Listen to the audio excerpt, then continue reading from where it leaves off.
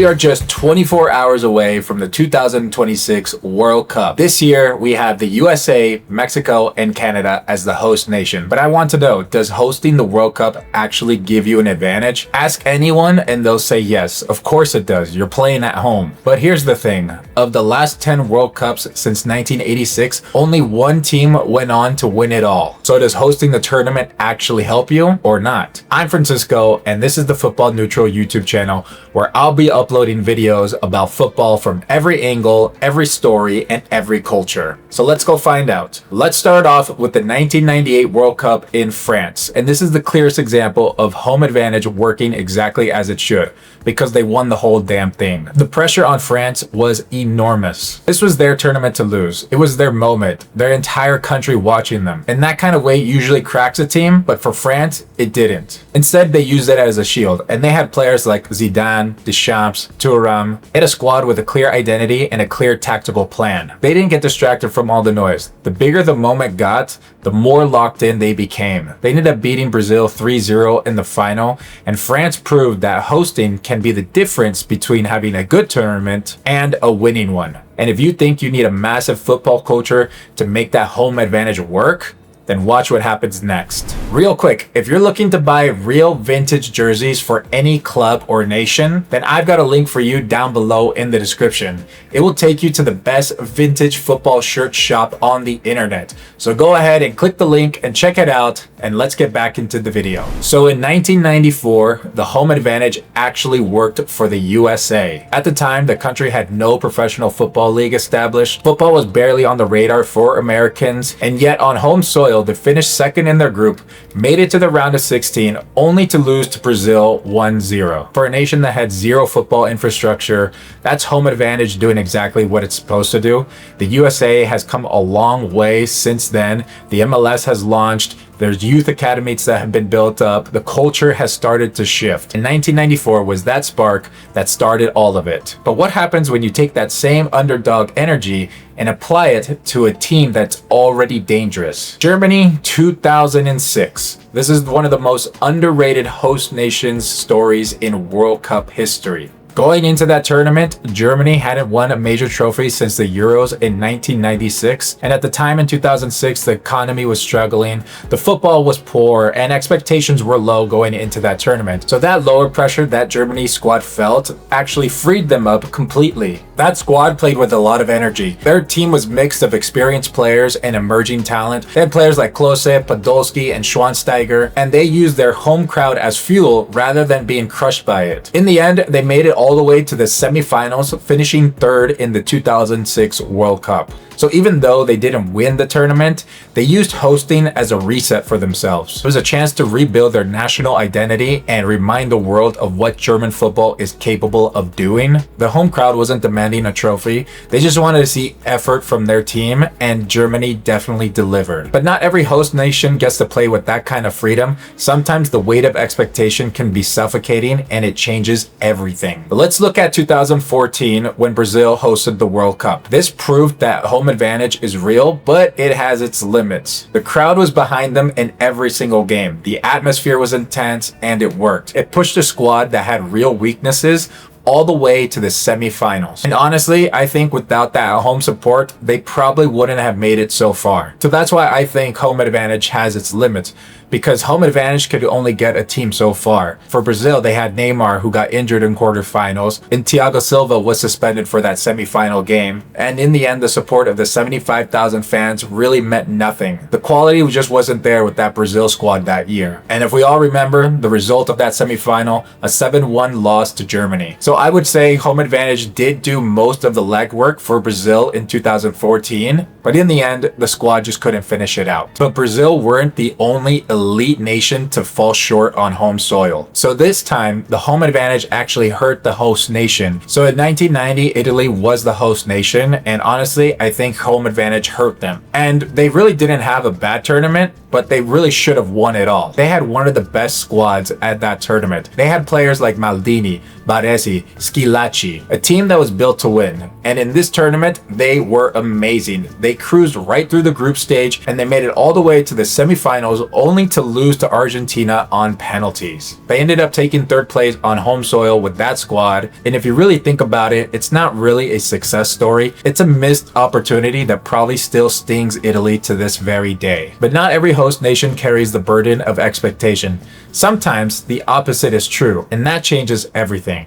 Russia were the host for the 2018 World Cup, and they were one of the biggest overachievers in World Cup history, and home advantage was the reason why. Nobody gave Russia a real chance going into that tournament. Their squad was limited and expectations were rock bottom. Instead of feeling pressure, it gave them permission to play their game the way that they wanted to without the weight of the world watching them. They were gritty, disciplined, and defensively organized. They had nothing to lose and everything to prove on home soil. That emotional fuel turned Russia into a nightmare to play against. And it showed throughout the entire tournament. They actually made it all the way to the quarterfinals, knocking out Spain on penalties along the way. And that's the power of low expectations on home turf. But low expectations aren't the only way home advantage works. Sometimes it's pure belief. If you want to understand what having home advantage can do for an underdog, then look no further than Mexico in 1986. They weren't a global powerhouse. Sure, Hugo Sanchez was playing in Real Madrid,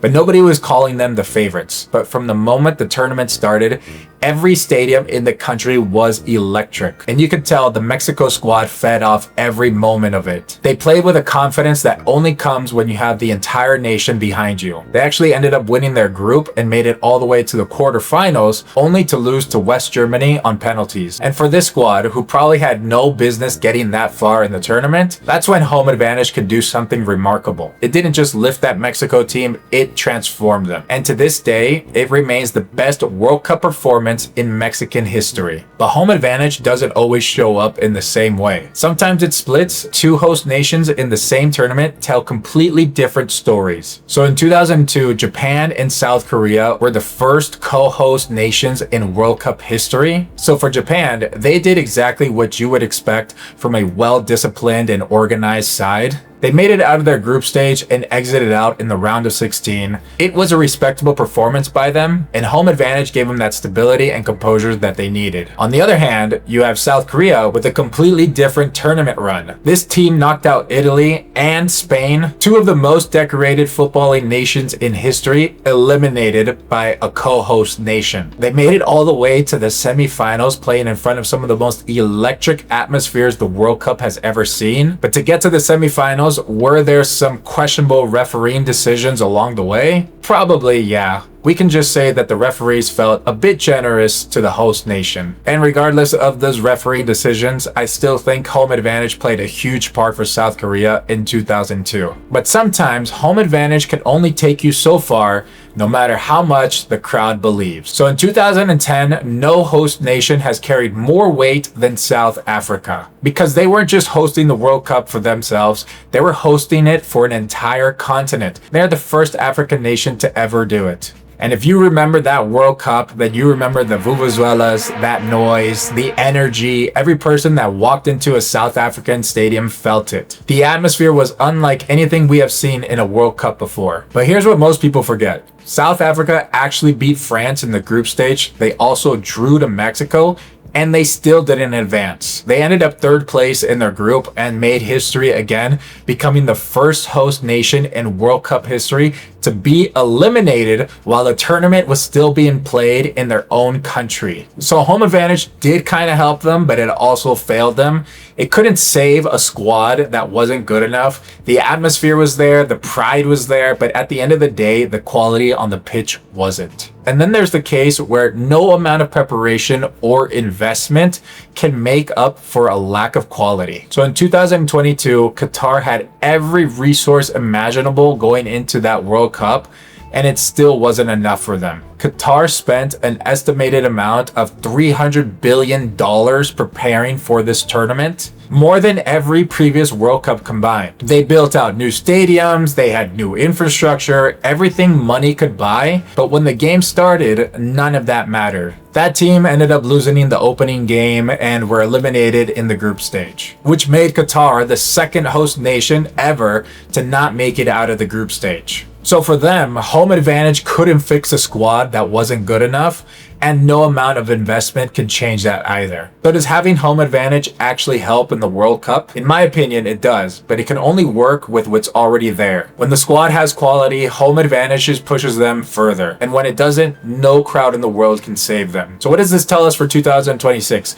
We have 3 host nations with 3 different ceilings, and home advantage will show up for all of them. We've just proven that, but it can only take them as far as their talent allows them. And my predictions for the 3 host nations goes like this. Canada are a young squad with limited international pedigree. The crowd will be behind them. I think the quality isn't there for a deep run. I believe they'll make it out of the group stage and go on to the round of 32, but their tournament will end from there. And then you have Mexico, who has done this before. They know how to compete on home soil, and their fans will be electric. But the way that I see it, their ceiling is at the round of 16, and that's where I have them going out. And finally, we have USA, which is probably the most interesting one. Because if you want to accept it or not, they do have genuine talent. They have a squad that can hurt anyone on their day. And I think having home advantage will play a role to push them further than we expect. But just like Mexico, I think their ceiling is the round of 16, and the World Cup tournament ends there. So home advantage will give all of these 3 host nations a lift, but it just won't be enough to take them all the way. Let me know in the comments what you think. Does being the host nation and having that home advantage actually help them in the tournament? And how do you think this year's 3 host nations will do in this tournament? And also, don't forget to like the video and subscribe to the channel, and I'll see you guys on the next video.